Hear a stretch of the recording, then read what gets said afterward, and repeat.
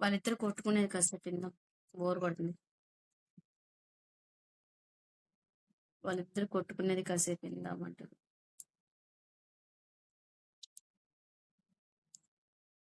Bore కొడుతుంది మరి. పొలంలో కలిగి ఉంటుంది. అసలు దీనికి పేరు ఎలా వచ్చిందంటే పొలం వేలంలో బుచ్చురాజు గారు అని ఉంది. సో ఆయన ఇనుముని ఆ ఇనుముని ఇనుము డబ్బాలు తయారు చేసి రైతు తరలి ఒకరోజు ఇనుము కొనుక్కున్నాడు. మరి పాట ఇది కదా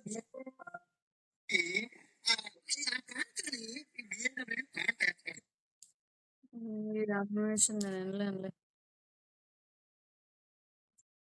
శాంతి శాంతి అనిపించాలి. ఎప్పుడు ఆదాయాన్ని మించి ఖర్చు పెట్టకూడదు. ముఖ్యంగా ఈఎంఐ అనే దరిద్రపు సంస్కృతి వదిలిపోతే దేశం అంతా బాగుంటుంది. నిజంగా నాకు కూడా ఉంది ఈఎంఐ దరిద్రం. డబ్బులు లేకుండా వస్తువులు కొనేస్తున్నారు అందరూ. డబ్బులు లేకుండా వస్తువులు కొనేస్తున్నారు. మన దగ్గర ఉంటేనే కొనుక్కోవాలి. ఒక కారు కొనాలి, దానికి 10 లక్షలు అవుతుంది. 9 లక్షలు నీ దగ్గర క్యాష్ కానీ ఇతరత్ర ఏదైనా ఉంటే 1,00,000 అప్పు చేయి, పర్వాలా. 1,00,000 పెట్టుకుని 9 అప్పు చేస్తానంటే అర్థం ఉందా? కుక్క తోక నూపుతుందా, తోకే కుక్క నూపుతుందా? కుక్క తోక కుక్క నూపడం ఏంటి?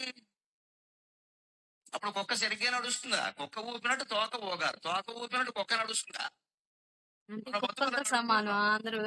ఇక్కడ ఉన్న పెద్దవాళ్ళు, మీ అధ్యాపకులు, మీ ఆచార్యులు వాళ్ళని అడగండి. వాళ్ళు ఎవరు ఈ ఈఎంఐలు గొడవలో ఉండరు. వాళ్ళు చాలా పద్ధతిగా పెరిగారు. నీకు లేవరా ఈఎంఐలు?